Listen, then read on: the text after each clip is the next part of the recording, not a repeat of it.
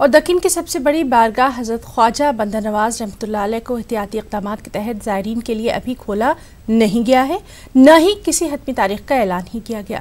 درگاہ شریف کے متولی اور سجادہ نشین ڈاکٹر سید شاہ خسرو حسینی کا کہنا ہے کہ حالات ابھی درگاہ شریف کو زائرین کے لیے کھولنے کی اجازت نہیں دے رہے۔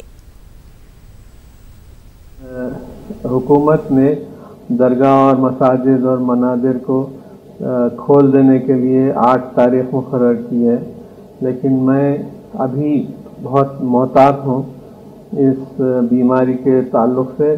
میں سوچتا ہوں کہ اس جھیلے سے پہلے میں درگاہ اور مسجد کو کھولنے سے میں اتفاق نہیں کرتا۔ جھیلے کے بعد پھر میں ایک تاریخ مقرر کر کے انشاءاللہ آپ کو اطلاع کروں گا کہ کب سے آپ آ سکتے ہیں، وہ بھی بڑے احتیاط اور محتاط کے ساتھ، وہ میں اس وقت بتلاؤں گا۔ پٹنہ میں بھی بہار حج بھون